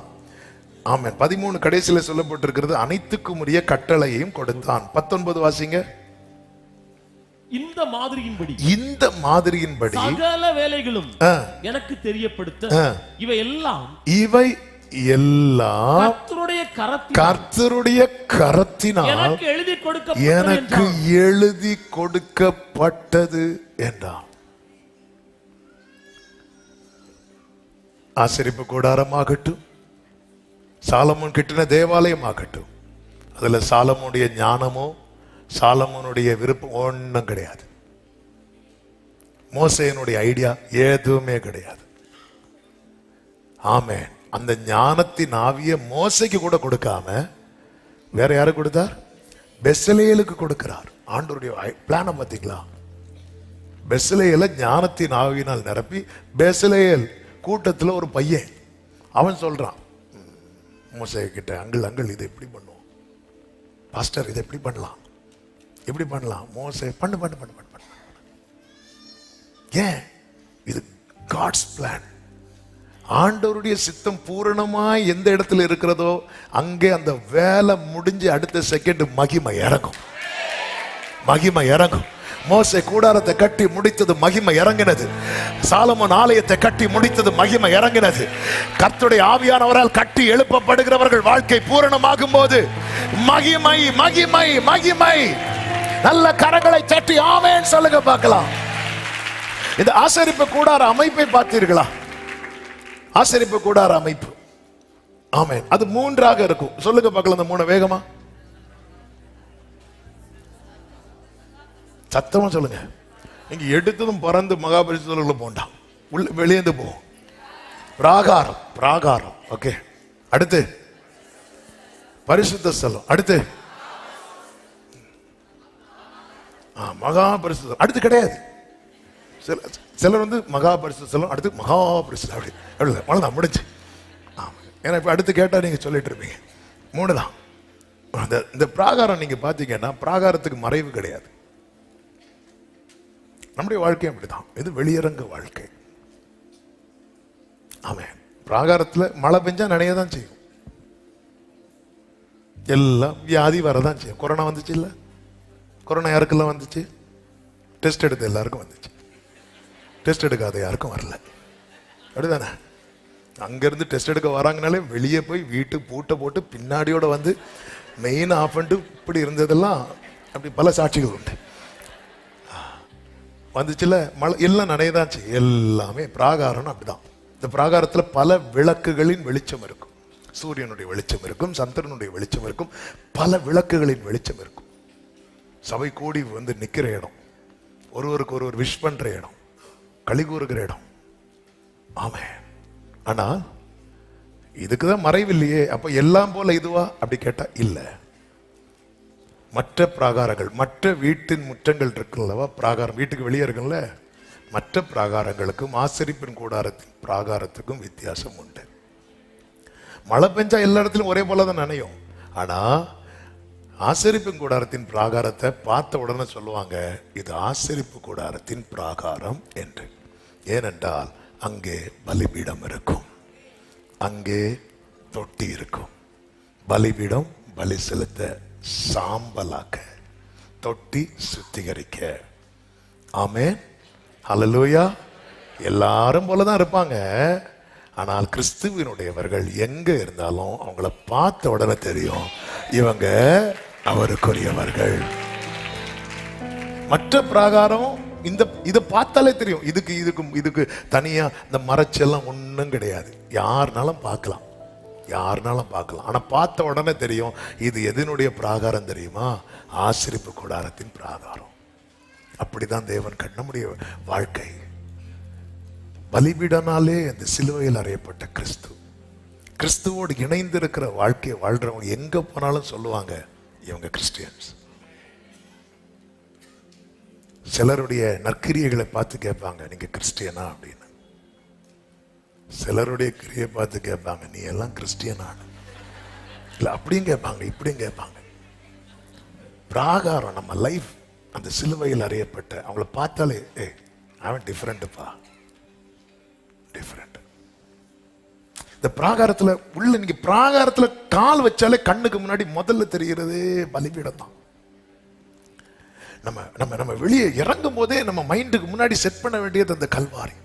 அதான் பவுல் சொல்லுகிறார், எல்லாவற்றையும் அனுபவிக்க எனக்கு அதிகாரம் உண்டு, ஆகிலும் எல்லாம் எனக்கு தகுதியா இராது. எல்லாவற்றையும் அனுபவிக்க எனக்கு அதிகாரம் உண்டு, ஆகிலும் நான் ஒன்றுக்கும் அடிமைப்பட மாட்டேன். ஏன்? நான் கிறிஸ்துவுடனே சிலுவையில் அறையப்பட்டிருக்கிறேன். இந்த பிராகாரம் அடிக்கடி சுயம் எழும்பிட்டே இருக்கும். சுயம் அடிக்கடி எழும். சுயம் எத்தனை பேருக்கு சாம்பலாச்சு அப்படி கேட்டா கையை நான் முதல்ல பின்னாடி வச்சிருவேன். ஆமென். சுயம் சாம்பல் ஆகிறது என்னைக்கு தெரியுமா? மொத்தத்துல சாம்பலம். இப்போ உப்பு கொடுத்தா என்ன ஆகும்? சாம்பலம். ஆனா போகும்போது சாம்பலோட போய் உலர்ந்த எலும்புகள் அப்படியே திருப்பி எழுப்பி கொண்டு வரும். அவன் திருப்பி சுயம் எழும்பாம இருக்குன்னு என்னைக்கு தெரியுமா? மண்ணுக்கு மண்ணாகும். அதான் பவுல் சொல்றாரு, நான் அனுதினமும் சாகிறேன் அப்படிங்கிறார். சரி, ஒரு விஷயம் ஒப்பு கொடுப்போம், சர்வாங்க தகன பலியாக நம்ம அர்ப்பணிப்போம், எல்லாம் நல்லா தான் போயிட்டு இருக்கோம். கொஞ்ச நாளுக்கு அப்புறம் சிலது எரிஞ்சிருக்காது. பரிசுத்தாவில நிரப்பப்பட்ட பிறகும் பேதுருவுக்குள்ள ஜாதி வெறி போல இடிக்குதா? ஆண்டவருக்கே கிளாஸ் எடுத்தார் பாத்தீங்களா? ஆண்டவரே, நீங்க நாங்கெல்லாம் அசுத்தமானதை தொடமாட்டோம். ஆண்டவர் சொல்லி தேவன் சுத்தமாக்கினதை அசுத்தம் என்று எண்ணாதே. எடுத்தாரா? கடைசியில கடல்ல இறங்கினாலும் இறங்குவாங்க, ஆனா இதை செய்ய மாட்டாங்க. சிலது சாகல. ஆமென். அதனாலதான் ஃபர்ஸ்ட் எப்பவுமே அதனாலதான் ஏசாயா 65 இருக்கு. சிலர் சொல்லுவாங்களாம், நான் உன்னை விட பரிசுத்தம். நீ அந்த ஒரு வசனத்தை வாசிங்க. ஏசாயா 65 அதிகாரம் 5வது வசனம். நீ உன் மட்டில் இரு, என் சமீபத்தில் வராதே, உன்னை பார்க்கிலும் நான் பரிசுத்தன் என்று சொல்லுகிறார்கள். இப்படி சொல்றது ஆண்டவருக்கு எப்படி இருக்குமா? இவர்கள் என் கோபத்தால் ஆகிய புகையும் எரிகிற, அவருக்கு இப்படி சொன்னாலே விறு விறுன்னு வருமா? நான் அவருடைய ரத்தத்தால பரிசுத்தமாக்கப்பட்ட சொன்னா அவருக்கு அவ்வளவு ஹாப்பியா இருக்கும். ஆனா இன்னொரு ஆளை பார்த்து, நில்லு, கிட்ட வராத, பாஸ்டர் கை கொடுக்க சொன்னாங்க, வேற யாருக்க கொடு, நான் உன்னை பார்க்கலும் பரிசுத்தன், நான் உங்களை சொல்லல. அப்படி ஏதாவது ஃபீல் ஆகுதுன்னா இப்படி சொல்றது ஆண்டவருக்கு பிடிக்காது. அந்த அந்த பரிசையும் ஜெபம் பண்ண பாத்தீங்களா? பரிசையும் ஜெபம் பண்ண பாத்தீங்களா? ஆண்டவரே, நான் தசமா கொடுக்குறேன், உபவாசம் இருக்கிறேன், கட்டளைகளை கை கொடுக்குறேன், நான் பின்னாடி இருக்கிறான்ல ஆண்டவரே, அவனை போலன்ட்டாரு. ஆண்டவர் இறங்கி ஓட்டார். ஆண்டவருக்கு அது பிடிக்காது. உன் கண்ணில் உத்திரம் இருக்கையில் உன் சகோதரன் கண்ணில் இருக்கிற திரும்பி பார்க்கிறது. நீ உத்திரத்தை எடுத்து பாரு. நீ உன் கண்ணில் இருக்கிற உத்திரத்தை எடுத்துட்டேன்னா உன் மனசு என்ன சொல்ல தெரியுமா? ஐயோ, என் சகோதரர் கண்ணில் இருக்கிற துரும்பை எப்படியாவது எடுக்கணுமே. அப்படிதான் ஆண்டவர் சொல்லுவார். நீ உன் கண்ணில் இருக்கிற உத்திரத்தை எடுத்தா உன் சகோதரன் கண்ணில் இருக்கிற துரும்பை எடுத்து போட வகை பார்ப்பாய். என் கண்ணில் உத்திரம் இருக்குன்னா அவன் கண்ணில் இருக்கிற துரும்பை நான் எடுத்து போட மாட்டேன். அவன் கண்ணில் துரும்பு இருக்குன்னு 100 பேருக்கு சொல்லுவேன். நோவா நிர்வாணமாய் திராட்சை ரசம் குடித்து வெறித்து, அவர் பண்ணது தப்பு. நிர்வாணமாய் கிடக்கிறான். ஒரு பையன் வரான், வந்து பார்த்துட்டு வெளியே போய் சொல்றான். இன்னும் 2 பிள்ளைங்க வராங்க, அதை பார்க்கல. ஏன்னா அவங்களுக்கு தெரியுது அங்க தப்பா இருக்கு. நம்ம பார்த்துட்டு ஐயே தப்புன்னு தெரியுதுல்ல. பைபிள் என்ன சொல்ல தெரியுமா? பொல்லாங்காய் தோண்டுகிறதை விற்று. உலகம் சொல்லும் களவும் கட்டு மாற. பைபிள் அப்படி சொல்லல. பைபிள் சொல்லுது, சிலர் இந்த ஒத்த வசனத்தை மட்டும் எடுப்பாங்க. எல்லாவற்றையும் சோதித்து நலமானதை, ஆமா 2 பாட்டில் விஷத்தையும் குடிச்சு அதுல எது நல்ல, அப்படி இல்லை. நமக்கு தெரியுது ஃப்ரெண்ட்ல கரண்ட் கம்பி போகுது, வீட்டில் அசை ஃபுல்லாயிட்டு, அதுக்குன்னு சொல்லி துணி எடுத்து அதில் காயப்படுவோமா? இல்லை, அங்கே தொட்டா அடிக்கும் தெரியும்ல. அப்போ அந்த நம்ம டச் கூட பண்ண மாட்டோம், டெஸ்ட் பண்ணவே மாட்டோம். பைபிள் சொல்லு எல்லாவற்றையும் சோதித்து நலமானதை பிடித்துக்கொள் சொல்லிட்டு அடுத்த வசனமே இருக்கு. பொல்லாங்காய் தோண்டுகிறதை அதை நீ ட்ரை பண்ணாத, அதை நீ சோதிக்கவே செய்யக்கூடாது. அதனாலதான் கர்த்தருடைய புஸ்தகத்தில் தேடி வாசிங்கள் இருக்கும் எல்லாத்தையும். ஆமென். இந்த பிராகாரங்கிறது நம்மளை பார்த்தால் கிறிஸ்தவர்கள் என்று சீஷர்கள் தங்களை தாங்களே அழைத்துக் கொள்ளவில்லை. அவங்க போகும்போது அவங்கள பார்க்குறவங்க சொல்றாங்க, அவங்க லைஃப் ஸ்டைலு, அவங்க பேச்சு, அவங்க பழக்க வழக்கங்கள்லாம் பார்த்து கிறிஸ்டியன்ஸ் வா அப்படின்ட்டாங்க. பேதுரு குளிர்காய ஒரு இடத்துல போய் உட்கார்றாரு. உட்கார்ந்ததும் அவருடைய பேச்சு வார்த்தைக்கு வார்த்தை ஸ்தோத்திரம் ஹல்லேலூயா பிரைஸ் லார்ட்னார். நீ அவரோட இருந்தவன் தானே அப்படின்ட்டான். பேச்சை மாத்திட்டான், இல்லைன்னு சொல்லி மாத்தி பேச ஆரம்பிச்சுட்டான். ஆமென். இன்னைக்கு நாம் அவருடையவர்கள் என்பதை நம்ம சொல்லிதானே மற்றவங்களுக்கு தெரிகிறது. நம்முடைய வாழ்க்கை, நம்முடைய நடக்கை, நம்முடைய வேஷங்கள், நம்முடைய பழக்க வழக்கங்கள் காண்பிக்கிறதா? இதான் பிராகாரம். நீங்க யாரு? நீங்க கிறிஸ்டியன்ஸா? நீங்க கிறிஸ்டியன்ஸ் தானே? அப்படி இது ரெண்டுக்கும் நிறைய வித்தியாசம் இருக்கு. பிராகாரம், வெளியரங்கமான வாழ்க்கை, அது மட்டும் கிடையாது. சிலர் வெளியெல்லாம் பார்த்தா இவங்களாம் இப்போ, அதாவது ஆண்டவர் எக்காலம் ஊதண்டாம் கையில் எடுத்தாலே பறந்துருவாங்க, அந்த மாதிரி இருப்பாங்க வெளியரங்கம். ஆனா இது மட்டும் கிடையாது. அப்படியே உள்ள என்ட்ராயிட்டீங்கன்னா பரிசுத்த ஸ்தலம், இதுதான் அந்தரங்க வாழ்க்கை. இந்த பரிசுத்த ஸ்தலத்துல நான் பிராகாரத்தில் சொன்னேன், நிறைய விளக்குகள், நிறைய வெளிச்சங்கள் இருக்கும். ஆனா பரிசுத்த ஸ்தலத்துல குத்து விளக்குல இருந்து வரக்கூடிய வெளிச்சம் மட்டும்தான் உண்டு. இந்த தீபம் எதை காண்பிக்கிறது தெரியுமா? பிரேயர். பரிசுத்த ஸ்தலத்துல என்னெல்லாம் இருக்கு சொல்லுங்க, குயிக்கா சொல்லுங்க. தெரிஞ்சு கரெக்டா தான் சொல்றீங்க, சத்தமா சொல்லுங்க. சொல்லுங்க சகோதரர்களே. குத்து விளக்கு, அது குத்துட்டு அது சொல்லியாச்சு. அடுத்து முருகக்கா இல்ல இல்ல, அப்பங்கள், மேஜை, அப்பம். இந்த குத்து விளக்குல தீபம் என்ன செய்யக்கூடாது? அணையக்கூடாது. மேஜையில அப்பம் என்ன செய்யக்கூடாது? குறையக்கூடாது. குறையக்கூடாதுன்னா ஃபர்ஸ்ட் எடுத்து வச்சது மட்டும் இல்ல, அது அந்த வருஷம் முடிய முடிய அவங்க என்ன பண்ணிட்டு இருப்பாங்க தெரியுமா? ஒவ்வொரு நாளும் மாத்திட்டே இருப்பாங்க. இந்த அப்பம் எதற்கு அடையாளம்? வசனம். இந்த குத்து விளக்கு தீபம் எதற்கு அடையாளம்? ஜெபம். நம்முடைய பர்சனல் லைஃப்ல ஜெபமும் வசனமும் இல்லைன்னா இந்த பரிசுத்த ஸ்தலம் இருக்குல்ல, அது இருட்டாவே இருக்கும். வெளியரங்கம் நிறைய விளக்கு, நிறைய வெளிச்சத்துல எஸ்கேப் ஆயிரும். சபை கூடி வரும்போது 4 பேர் ஆராதிக்கும் போது அந்த ஆராதனையில கூட இருந்து அனலாயிட்டு போயிரும். ஆமே. ஆனா பர்சனல் லைஃப்ல வரும்போது நமக்கு ஜெபம், ஆமே, பைபிள் மெடிடேஷன், அப்போ டெய்லி டெய்லி. அதனாலதான் அந்த பிராகாரத்தில் நீங்க எப்பவுமே அந்த பலிபீடத்தை பார்த்துட்டு நீங்க ஜெபிக்க உட்கார்ந்தா உங்க ஜெபம் அவருக்கு உகந்ததா இருக்கும். நீங்க அந்த தொட்டி, அந்த நான் கழுவப்படணும் ஆண்டவரே, அப்பா அப்பா, இன்னும் அவர் முன் செய்த பாவங்களை நம்மை கழுவி விட்டார். ஆனா இன்னும் இந்த மாம்சத்துல தானே இருக்கிறோம், அறியாம. ஆமே. நமக்கு மறைவான குற்றங்கள் நமக்கு தெரியாதே. வெளியே 4 பேர்ட்ட ஒரு ரூமுக்குள்ளேயே அடைஞ்சிருந்தா நினைவுல பாவம் செய்வோம். 4 பேர்ட்ட பேசிட்டு இருந்தா வார்த்தையில பாவம் செய்வோம். சில செயல்களை நமக்கு தோன்றதை செய்யும்போது செயல்கள் நம்ம அறியாம இப்படி வரும் தெரியுமா? உடனே இந்த பலிபீடம் பிராகாரம் அப்படின்னு நினைச்சிடணும். ஆண்டவர் சமூகத்தில் அப்படியே நம்ம ஒப்பு கொடுத்துட்டே இருக்கணும். அதுக்காக நான் தப்பு பண்ணிட்டு ஒப்பு கொடுப்பேன், அது துணிகரம். ஆமே, அப்படி வர முடியாது. கிருபை இல்லாம அவர் சமூகத்தில் என்றாக முடியாது. ஆமே. நம்ம இந்த ஒரு மனத்தாழ்மையோட நம்ம ஜெபிக்க உட்கார்ந்தா அதுல எண்ணெய் சூப்பரா ஊற்றப்பட்டுட்டே இருக்கும். ஆவியானவர் வாக்கு கடங்காத பெருமூச்சுகளோடு நமக்காக வேண்டுதல் செய்வார். நீங்க இந்த ஒரு மனநிலையோட பைபிளை ஓபன் பண்ணா அப்போ அப்படி வரும் பாருங்க. ஹல்லேலூயா. அவரே எடுத்து காண்பிப்பார் சகல ஆழங்களையும். இது பரிசுத்த ஸ்தலம். அங்க இந்த ஜெபம் இல்லைன்னா இருட்டாயிரும். இருள சத்துரு ரொம்ப வேலை செய்வான். திருடன் எதுக்கு வருகிறான்?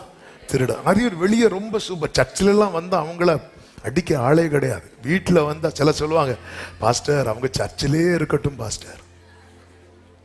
ஆமென். ஹல்லேலூயா. சொல்ல சர்ச்சில் எல்லாம் பார்த்தவங்கள அப்படிதான் நிற்பாங்க. அங்க டோர் திறக்கும் போதே இப்படிதான் வரும், அப்படி வந்து அப்படியே இருப்பாங்க. ஆமே. ஆனா அந்தரங்க வாழ்க்கை வீட்டுல போய் பார்த்தா ஜெபம் கிடையாது, பைபிள் கிடையாது, வசனம் கிடையாது. படிக்கிறது உண்டு, ஏதோ படிக்கிறது. அதுவும் இந்த சங்கீதம் பார்த்து பார்த்து பார்த்து வாதை உன் கூடாரத்தை அணுகாது. அது சொல்லுது, நான் வரல, தயவு செய்து வேற படி, நான் போறேன். நீ அதை படிச்சு படிச்சு எனக்கே சங்கடமா இருக்கு, நான் போறேன், நீ வேற படி. ஆமே. வாதை அப்படி அப்படி படிக்கிற அப்படி விட்டுறது. சிலருக்குலாம் ஜனவரி 1ஆம் தேதி எடுத்து வச்ச அப்போ அவ்வளவுதான். அது என்ன இருக்குமோ? ஹல்லேலூயா. டெய்லி பிரியமான கர்த்தருடைய பிள்ளைகள், எனக்கு நிறைய அந்த இடத்துல தான் பிசா. அந்த இருட்டு சாத்தானுக்கு ரொம்ப பிடிக்கும். இருட்டு சாத்தானுக்கு, ஏன்னா அங்கதான் பொல்லாப்பு கிரியைகள். அந்த வெளிச்சம் இருக்கணும். அந்த வெளிச்சம் நல்லா புரிஞ்சுக்கோங்க. பர்சனல் பிரேயர், பைபிள் மெடிடேஷன் இல்லைன்னா உங்க அந்தரங்க வாழ்க்கை இருட்டாவே இருக்கும். இருட்டாவே. அங்க வேற விளக்கு கிடையாது. நம்மள பிராகார வெளிச்சத்துல களி கூர்ந்துட்டு இருக்கிறோம். சபையில வந்து நல்லா ஆராதிக்கிறோம், நல்லா ஆர்ப்பரிக்கிறோம், நல்லா துதிக்கிறோம், நல்ல செய்தி கேட்கிறோம். ஓ சூப்பர். ஏன்னா இதெல்லாம் சேர்ந்து மொத்தமா இருக்கிறோம்ல. பர்சனல் நம்முடைய அந்தரங்கத்துக்குள்ள வேற விளக்கங்க உள்ள என்றே ஆக முடியாது. ஆமென். ஜெபம் இல்லைன்னா அவுட்டு. ஆமென். ஆசாரியன் வெளியே வந்து பிராகாரத்தில் நிக்கிற எல்லாரையும் பிளஸ் பண்ணிட்டு போயிட்டாரு. அதாவது பிராகாரத்தில் வரோம், ஆசீர்வதிக்கப்படுறோம். நம்முடைய பர்சனல், நம்முடைய பரிசுத்த ஸ்தலம் எப்படி இருக்கிறது, நம்முடைய அந்தரங்க வாழ்க்கை எப்படி இருக்கிறது, இது ரொம்ப முக்கியம்.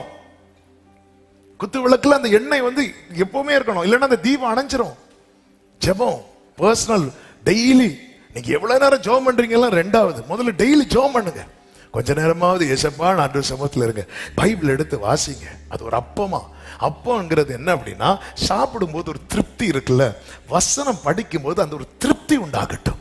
எல்லாரும் சாப்பிட்டு திருப்தி அடைந்தார்கள். அப்படி திருப்தி அடைகிறதுக்கு முன்னாடி கர்த்தர் என்ன சொல்லுவார் தெரியுமா?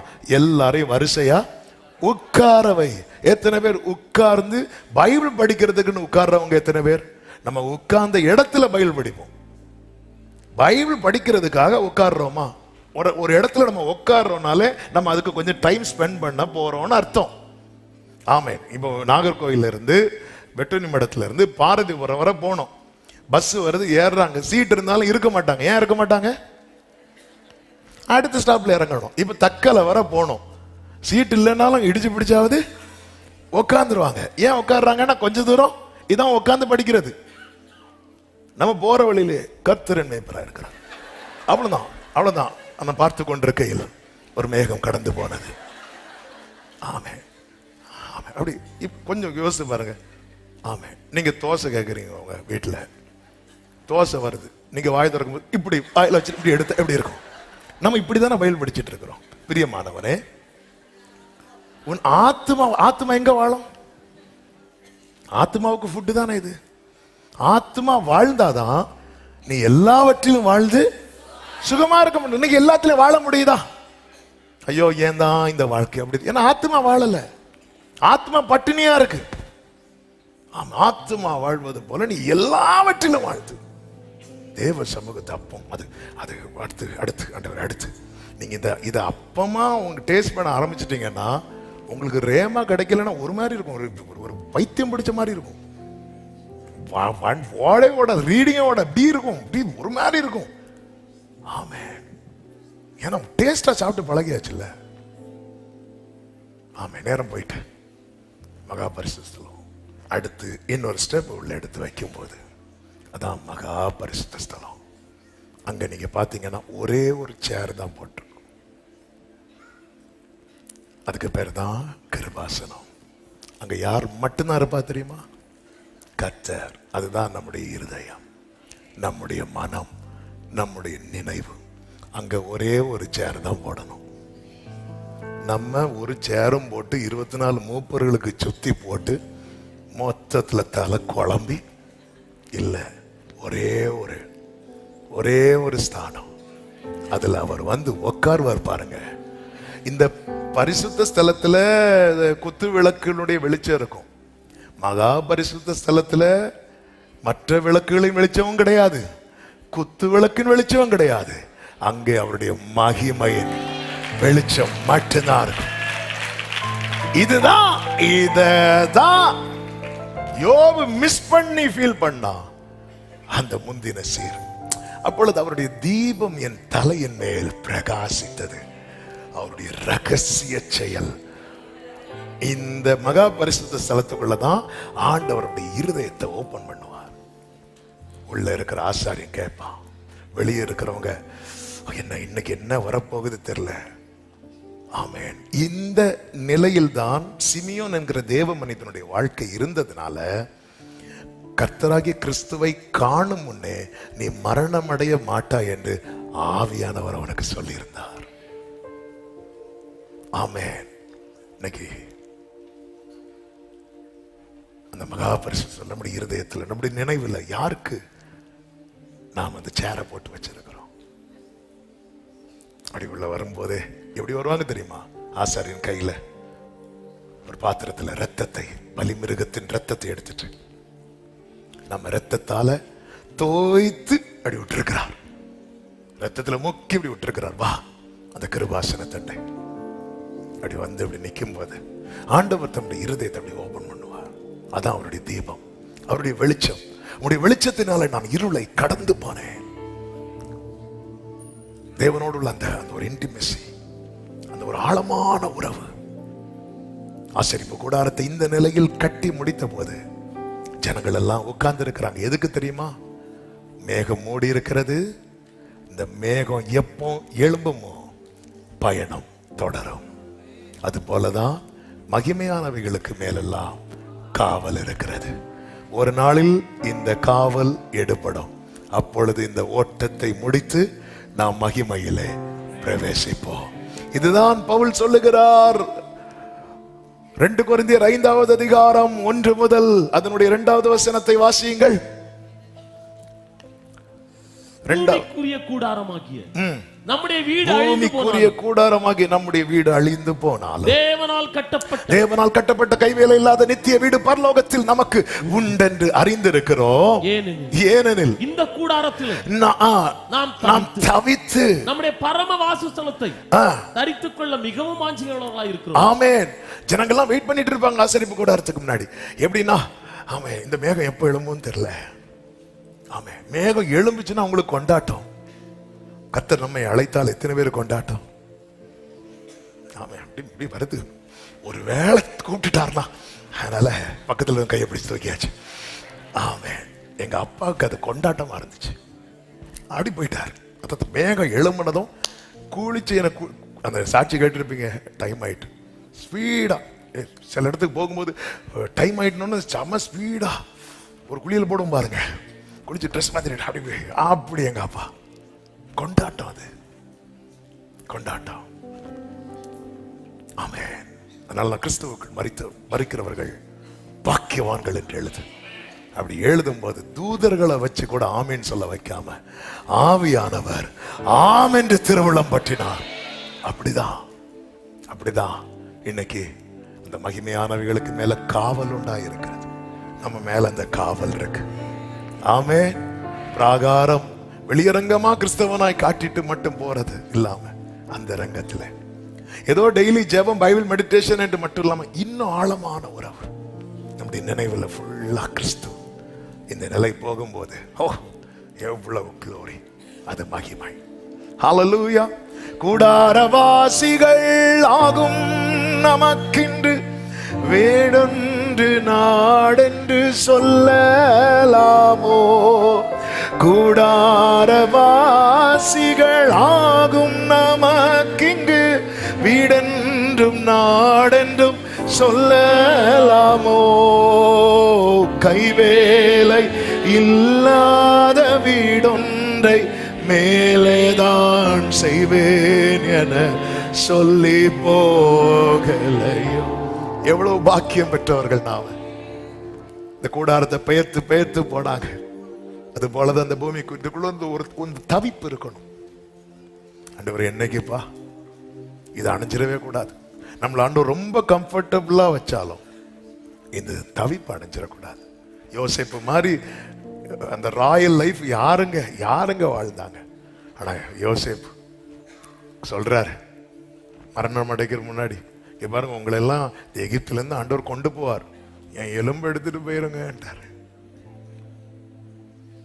யோசேப்பு மட்டும் இல்லை, அங்கேயே யோசேப்புக்கு எனக்கு இப்படி அடக்கம் பண்ணுங்கன்னு அங்க பெரிய பிரமிடே கட்டியிருப்பாங்க யோசேப்பு.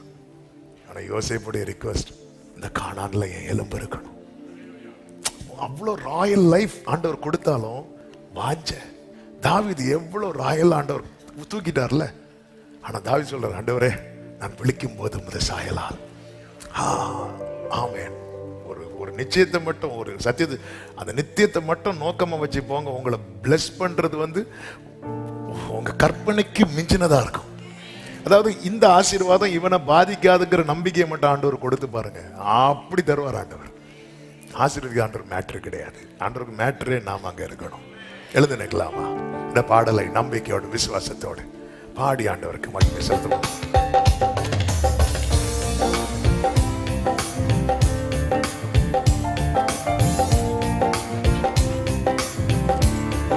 ஆமென். ஆனந்தமே பரமானந்தமே, இயேசு அண்ணலை அண்டினோர்க்கு ஆனந்தமே, இயேசு அண்ணலை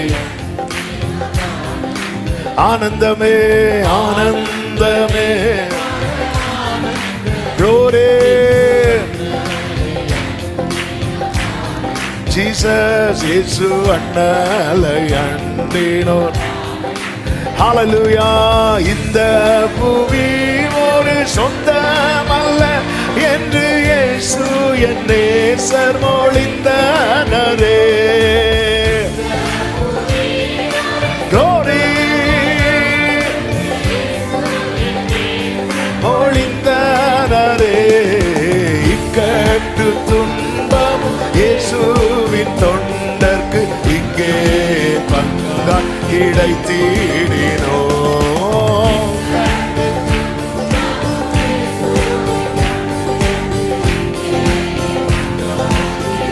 கர்த்தாவே கர்த்தாவே நீரந்தன் காருண்ய கோட்டையே, காரணமின்றி கலங்கேனையா.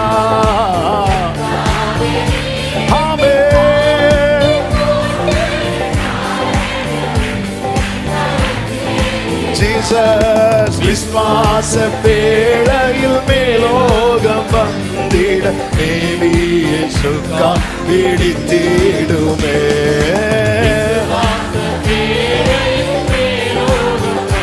சலபகரபதனலரே. என்னுள்ளமே என்னுள்ளமே உன்னில் சஞ்சலம் ஏன் வீணாய் கண்ணீரின் பள்ளத்தாக்கல். என் ஆத்துமாவே நீ ஏன் கலங்குகிறாய்? ஓராலாமா ஷேக்கரேலரே தனரா. ஹalleluya. சீயோன் நகரத்தில் சீக்கிரம் சென்று நாம் ஜெயகீதம் பாடி மகிழ்ந்திடலாமே. ஓடரா கலரா தரரா லரா தரா. கூடாரவாசிகளாகும் நமக்கிங்கு வீடென்று நாடென்று சொல்லலாமோ. ஜீசஸ் ஆமென் ஹalleluya. கைவேலை இல்லாத ஓரி பலபதடரபா சந்தரலரா ரிகரமாரதரலரலரலரலரா. ஹalleluya. துன்பங்கள் தொல்லை இடுக்கண் இடறிவை தொண்ட எம்மை அண்டி வந்திடினோ.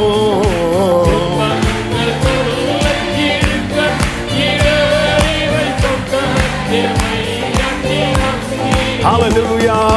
சொல்லி முடியாத ஆறுதல் கிருபை அனுப்பிடுவார். ஒரே சத்தமாய் இயேசுவே சீக்கிரம், இயேசுவே சீக்கிரம் இத்தனை வாருமே. ஹalleluya. ஆமென். இயேசுவே சீக்கிரம் ஏழை வெகுவாய் கலங்குகிறே. என்னே சத்தம் முக ஜோதி அதே அல்லாஹ் இன்பம் தரும் பொருள் ஏதுமில்லை. ஹalleluya. கடைசியா ஒரு விஷயம் கூட. என்னுள்ளமே ஆமே என்னுள்ளமே உன்னில் சஞ்சலம் ஏன் வீணாய். உடரபா கலரபா சத்தனலரா. சஞ்சலம் ஏன் வீணாய். ஆமென். சீயோன் நகரத்தில் என்ன பாக்கியம் அந்த நாள். உடரபா சத்தரபா. கண்ணீர் இல்லாத, கவலை இல்லாத, அலறல், பசி, பட்டினி, வேதனை, துரோகங்கள் எதுவும் இல்லாத அந்த நகரம், அந்த மகா பரிசுத்த நகரம். என்னுள்ளமே என்னுள்ளமே உன்னில் சஞ்சலம் ஏன் வீணாய். ஆமென். ஆமென். உலகத்தில் உங்களுக்கு உபத்திரவம் உண்டு, ஆனாலும் திடன் கொள்ளுங்கள். நான் உலகத்தை ஜெயித்தேன், நான் உங்களுக்கு ஒரு ஸ்தலத்தை ஆயத்தம் பண்ண போகிறேன் என்றாரு. சீயோன் நகரத்தில் ஜெகீதம் பாடி மகிழ்ந்திடலாம். ரமரதரா. ஆமென். ஒரு வார்த்தை சொல்லுவோமா? கர்த்தாவே நீரந்த, கர்த்தாவே நீரந்த காருண்ய கோட்டையே. உடராலராலராதராலரா. ஆமென். ஜீசஸ். காரணமின்றி, காரணம் இல்லாமல் கலங்க விசுவாச பேழையில் ஜீசஸ் மேவி இயேசு காண்பிடித்திடுமே.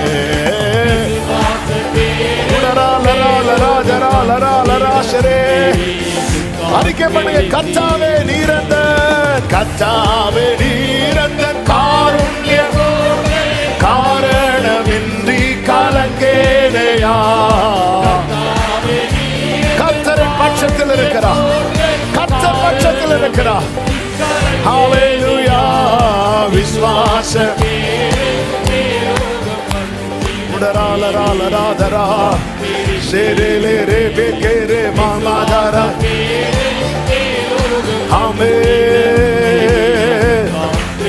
ஆனந்தமே ஆனந்தமே ஓ இயேசு அண்ணலை அண்டினோக்கு ஆனந்தமே. ஆமென். ஆனந்தமே.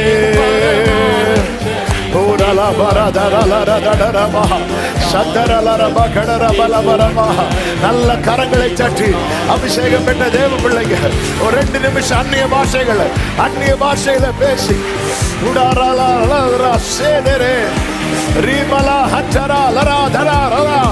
அந்த ஏக்கம், அந்த தவிப்பு ஒருவருக்குள்ளும் குறையாதபடி, ஒருவருக்குள்ளும் அணையாதபடி, ஒருவரிலும் மங்காதபடி. ஓ ரிபா தரா சேரேலேரா. Hallelujah. Hallelujah. Hallelujah. Thank you Jesus. Thank you Holy Spirit. Amen. Amen. நன்றி அப்பா, நன்றி ஆண்டவரே. பரிசுத்த பிதாவே, நல்ல தகப்பனே, உம்முடைய பிரசன்னத்துக்காய் நன்றி. நீர் சபையை எவ்வளவாய் நேசிக்கிறேன், நீர் விரும்புகிறேன் ஆண்டவரே. உம்முடைய வாசஸ்தலமாய் இருக்கும்படி நீங்க நிக்க வேண்டிய இடத்துல சத்துரு நின்னதை பார்த்து உங்களால தாங்க முடியும். அவனை கடிந்து கொண்டு அப்புறப்படுத்தி சுத்திகரித்து நீங்க வந்து நின்னீங்களே, 2 கைகளை வானத்துக்கு நேராக உயர்த்து. அப்பா, எப்பவுமே நீங்க எங்க வாழ்க்கையில, எங்க குடும்பத்துல, சபையில எப்பொழுது வாசமா இருக்கத்தக்கதா ஆளுகை செய்யும், ஆளுகை செய்யும், ஆளுகை செய்யும். நீங்க போயிட்டீங்கன்னா நாங்க பாழாய் போயிருவாண்டவர். நீங்க இருப்பீங்கன்னா நாங்க பரிசுத்தமா இருப்போம். அப்பா, கிருபை பெருகட்டும். சபையை கண்மணி போல காத்துக்கணும். எல்லார் மேல உங்க கிருபை இருக்கட்டும். மகிமை கனம் துதி ஸ்தோத்திரங்கள் அனைத்தும் ஒருவருக்கு செலுத்துகிறோம். இரட்சகர் இயேசுவின் நாமத்தில் பிதாவே, ஆமென். சேர்ந்து சத்தமாய் சொல்லுவோம். என் ஆத்துமாவே கர்த்தரை ஸ்தோத்திரி, முழு உள்ளமே அவருடைய பரிசுத்த நாமத்தை ஸ்தோத்திரி. என் ஆத்துமாவே கர்த்தரை ஸ்தோத்திரி, கர்த்தர் செய்த சகல உபகாரங்களை மறவாதே. ஆமென். நம்முடைய கர்த்தராகிய இயேசு கிறிஸ்துவின் கிருபையும், பிதாவாகிய தேவனுடைய அன்பும், பரிசுத்த ஆவியானவருடைய ஐக்கியமும் சிநேகமும் பாதுகாவலும் நம் அனைவரோடும் எல்லா பரிசுத்தவான்களோடு கூட கர்த்தருடைய வருகை மட்டும் தங்கி இருப்பதாக. ஆமென். ஹல்லேலூயா. God bless you. கர்த்தர் உங்களை ஆசீர்வதிப்பாராக. ஆமென்.